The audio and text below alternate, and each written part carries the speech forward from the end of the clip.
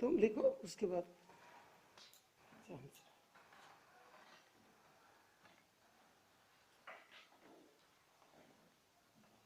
पहले हम पूछ लेते तो गलत हो जाता ना।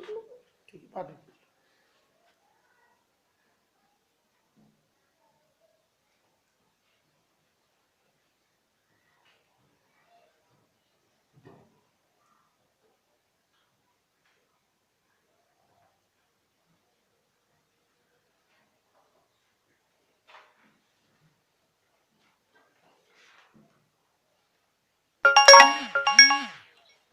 भेजे। अभी चेक कर रहा हूँ, अभी चेक करो।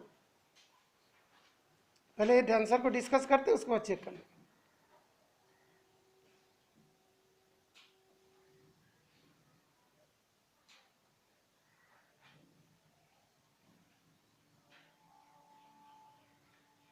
अच्छा देखो, यहाँ पे लिखा स्टेट भी लिखा, इसको थोड़ा एक्सप्लेन भी करना चाहिए। कैसे एक्सप्लेन करोगे? पॉसिबल है इन फ्री फॉल। किधर फ्री फॉल में? जैसे कहाँ पे इसका वेलोसिटी जीरो हो, फ्री फॉल कर रहे फॉल कर रहे, वेलोसिटी तो होगी ना। एक्सेलरेशन तो ग्रेविटी होगा, एक्सेलरेशन टू ग्रेविटी, लेकिन यहाँ बोला वो जीरो वेलोसिटी भी है ग्रेविटेशन से, लेकिन जीरो वेलोसिटी भी है। तो जीरो वेलोसिटी कहाँ पे होगा? फ्री फॉल में कोई चीज गिर रहे हैं, नीचे जब गिर रहे हैं तो उसका वेलोसिटी होगी ना, एक्सीलरेशन जो होगा वेलोसिटी जीरो तो नहीं होगी ना। इसको प्रॉपर्ली लिखना पड़ेगा। इनकम्प्लीट आंसर है, कंप्लीट आंसर। एनीबॉडी कैन देखो, इसमें तुमको एक करना पड़ेगा। जैसे मान लो कोई चीज को हम लोग ऊपर की तरफ थ्रो किए, थ्रो करने के बाद वो नीचे आएगा, ये जो हाईएस्ट पॉइंट में जाके इसका वेलोसिटी जीरो होगा और एक्सीलरेशन कितना होगा? जी के बराबर होगा। तो पॉसिबल इन फ्री फॉल नहीं बोल के तो क्या बोलोगे? Eight maximum height. ओके, तो कहाँ पे है? जब मैक्सिमम हाइट पे है तो ऊपर चला, रुक गया ना मैक्सिमम हाइट पे, फिर नीचे आ जाएगा। तो मैक्सिमम हाइट में जाके इसका वेलोसिटी जीरो होता है, लेकिन एक्सीलरेशन वही रहता है जी के बराबर। ओके, तो इसमें क्या आएगा? if we throw one ball upward at maximum height, its velocity will be zero and acceleration will be 9.8 meter per second square. That is, कुछ भी लिखो, 10 लिख दो तो भी कांस्टेंट हुए। अंडरस्टूड? ये चीज जब फ्री फॉल लिख दिया तो फॉल हो रहा है, तो वेलोसिटी जीरो नहीं होगा। तो क्या लिखोगे? पॉसिबल, उसके बाद लिखोगे when you throw an object upward at maximum height, its velocity is zero but acceleration is constant, that is 9.8 meter per second. Okay, bracket में भी लिख सकते एक्सीलरेशन ड्यू टू ग्रेविटी। चलो लिखिए, कोई बात नहीं। जैसे इसको थ्रो किया तो ऊपर की तरफ जा रहा है, तो इस जगह पे जाकर वेलोसिटी जीरो होगा, तभी तो ऊपर नहीं जा पाया। लेकिन उसमें ग्रेविटी तो ऑलवेज कट उसके ऊपर एक्ट करते हैं। इस मैक्सिमम हाइट में इसका वेलोसिटी क्या जीरो तो होगा, लेकिन एक्सीलरेशन हो ही रहेंगे। वो तो eight always 9.8 metre per second का acceleration.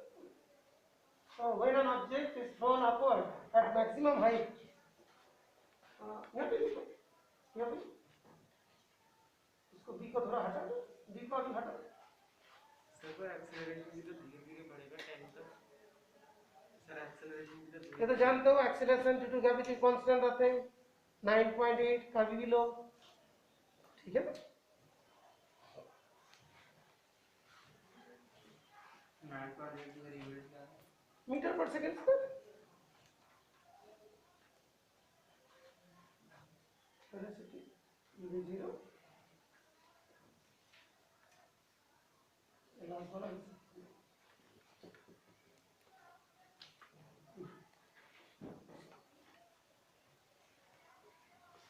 but acceleration will be constant.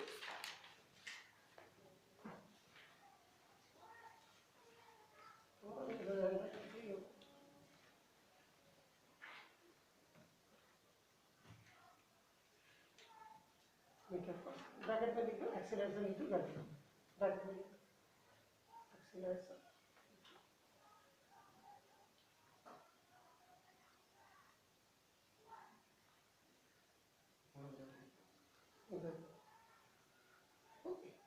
बस ठीक है। तो कोई भी चीज को ऊपर की तरफ थ्रो करो तो एक पर्टिकुलर हाइट में जाने के बाद और नहीं जाते, दैट मींस जहां पे मान लो हाइट मैक्सिमम हाइट में गया तब उसका वेलोसिटी जीरो हो, लेकिन उसके ऊपर तो एक्ट कर रहे हैं कौन, एक्सीलरेशन ड्यू टू ग्रेविटी, और फिर नीचे आ जाएगा, और एक्सीलरेशन ड्यू टू ग्रेविटी का तो कांस्टेंट रहता है, इसीलिए लिखते हैं पॉसिबल है when an object is thrown upward at maximum height its velocity will be zero but acceleration will be 9.8 metre per second square, और इसको क्या कहते हैं, एक्सीलरेशन ड्यू टू ग्रेविटी। ठीक, नेक्स्ट जो है तुम्हारा दैट इज सी पार्ट में तुमने लिखा कि an object moving, sorry b part लिखा तुमने, an object moving with acceleration but uniform speed, तो नॉट पॉसिबल है, तो लिखो नॉट पॉसिबल। सर एग्जीक्यूट मतलब क्या होता है, एग्जीक्यूट कोई कमांड को पुट करना, काम करना, नॉट पॉसिबल, क्यों नहीं पॉसिबल, एक्सीलरेशन अगर कोई एक्सीलरेशन है तो बॉडी स्पीड में होगा क्योंकि एक्सीलरेशन स्पीड बढ़ाता है। एक्सीलरेशन स्पीड बढ़ाते हैं, लेकिन उसको कैसे बोलोगे कि एक्सीलरेशन है, तो नहीं तो कांस्टेंट वेलोसिटी जो दिया ना, यूनिफॉर्म स्पीड है तो एक्सीलरेशन नहीं है, ये बोलना पड़ेगा, नहीं तो एक्सीलरेशन है तो ये चीज नहीं है, कोई भी एक तरीका से बोलना पड़ेगा, कैसे बोलोगे, तो फॉर्मूला से आ जाएगा, किसी का कांस्टेंट मतलब यूनिफॉर्म स्पीड में है तो उसका एक्सीलरेशन जीरो होगा, क्यों, वेलोसिटी में चेंज नहीं होगा, क्यों चेंज हो, कैसे बताओगे, वो कांस्टेंट जा रहा है बिना स्पीड चेंज किए। एक्सीलरेशन इक्वल्स टू क्या होता है, v minus u upon change in velocity. अभी जब यूनिफॉर्म वेलोसिटी में जाएगा तो v का वैल्यू u का वैल्यू सेम है, मान लो x मान लो, जब यूनिफॉर्म वेलोसिटी में जाएगा तो एक्सीलरेशन क्या होगा, x minus x upon v, that is 0 upon v, that will be 0। तो कोई भी चीज यूनिफॉर्म स्पीड में जाता है, यूनिफॉर्म मोशन में है, तो उसका इनिशियल फाइनल वेलोसिटी सब सेम ही होगा, कांस्टेंट वेलोसिटी होगी, दैट मींस u और v सेम होगी, तो ये भी x है, भी x, तो कितना होगा, एक्सीलरेशन विल बी 0। बहुत बढ़िया आंसर होगा। नेक्स्ट सी पार्ट का, सी पार्ट का लिखिए,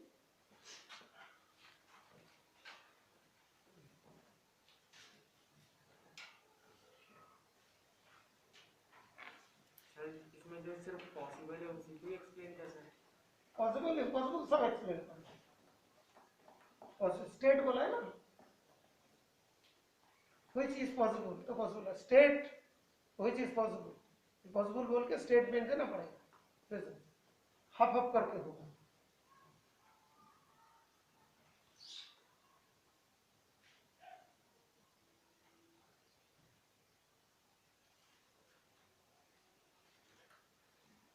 देखो अभी एग्जांपल दे रहे हैं, स्टेटमेंट दे रहे हैं,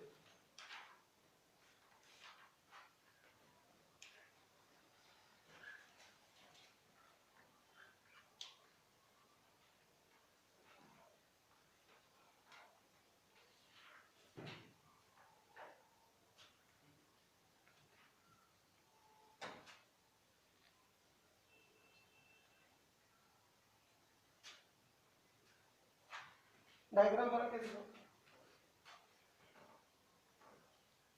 सर इधर बनो,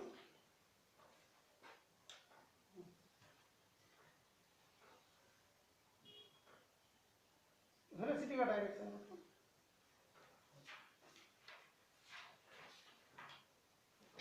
एक्सीलरेशन, इधर इस एक्सीलरेशन का नाम क्या है, नहीं सर्कुलर मोशन क्या, आराम से बोल सकते हो, सेंटीमीटर एक्सीलरेशन। तो अभी जब तूने बोला कि possible in circular motion, as in circular motion acceleration is due to gravity towards the center and velocity is towards the tangent, इसको क्या बोलते हैं, tangent, ठीक है, तुम्हारा बुक में भी दिया है, इसमें देखो ये जो है ना सर्कुलर मोशन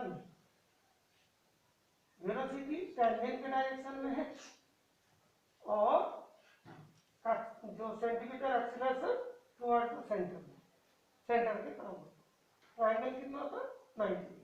क्वेश्चन क्या पूछा, मूविंग इन सेवरल डायरेक्शन, इसी डायरेक्शन में चल रहा है, वेलोसिटी इसी डायरेक्शन में है, लेकिन जैसा तो साइकिल चलाते हैं ये तो डायरेक्शन लेना चाहने का, सडनली हम लोग को मतलब थोड़ा टर्न कर दिए, सेंटीमीटर एक्सीलरेशन दे दिए तो हम लोग टर्न हो जाते हैं। पहले तो ऐसे जाते तो फिर टर्न कर रहे, किसकी वजह से, इस टाइप का एक्सीलरेशन की वजह से। सर एक्सेलरेशन सेंटर में क्यों होता है? तभी तो रोटेट करेगा, सेंटीमीटर एक्सीलरेशन होगा तभी तो रोटेट करेंगे। दो एक्सीलरेशन होता है, इसमें क्या होता है टेंजेंशियल एक्सीलरेशन, और ये वाला कौन सा होता है सेंटीमीटर एक्सीलरेशन। सेंटर की तरफ होगा तभी घूमेगा, जैसे ऐसे जा रहा है एक्सीलरेशन इधर होगा, ऐसे जा रहा है एक्सीलरेशन इधर होगा, ऐसे जा रहा है एक्सीलरेशन इधर होगा, तभी तो कंप्लीट उसका मोशन होगा।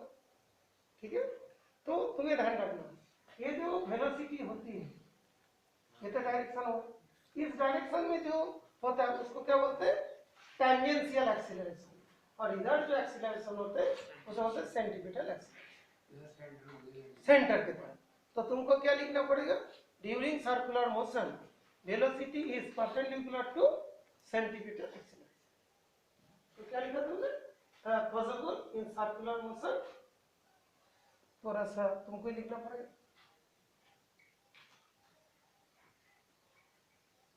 circular motion velocity is perpendicular to centripetal acceleration as shown in figure।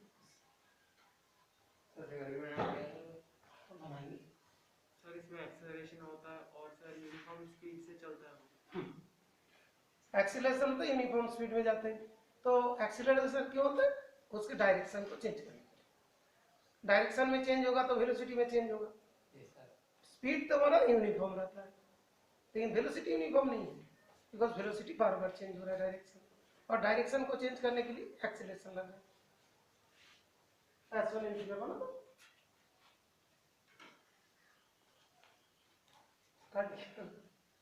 अच्छा उसी में भाई ध्यान इधर, हाँ बस ये लिख दो और इसमें हाँ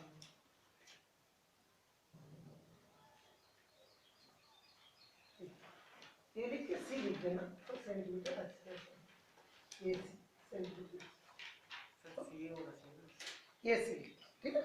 जो एक्सीलरेशन होता है इस तरफ में जो एक्सीलरेशन बोलते हैं एटी, और इस तरफ में जो होता है उसको बोलते हैं एसी। जैसे 12th क्लास में 11 में जाओगे तो हमें सेंटीमीटर एक्सीलरेशन कितनी होती है उसका भी फॉर्मूला डिराइव करना, तो पूरा नॉलेज होगी। अच्छा ये क्वेश्चन आते हैं सभी ध्यान रखिएगा, ओके। मतलब नहीं भी लिख पाए तो इतना लिख देना, इसके आंसर में मतलब डायग्राम बना दिया, मैं हाईएस्ट पॉइंट लिख देना, ठीक है। और ये वाली बी वाले में नॉट पॉसिबल, रीजन चाहते हो तो लिख दिया, और सी वाले में पॉसिबल है और उसमें जरूर लिखना, ठीक है। डायग्राम सर तो नॉट पॉसिबल में लिखना जरूरी नहीं, इसे लिख दोगे, देखोगे क्वेश्चन में मार्क्स कैरी करते हैं, इतना थोड़ा लिखने में क्या दिक्कत, ठीक। ओके आगे ना बेटा, ओके।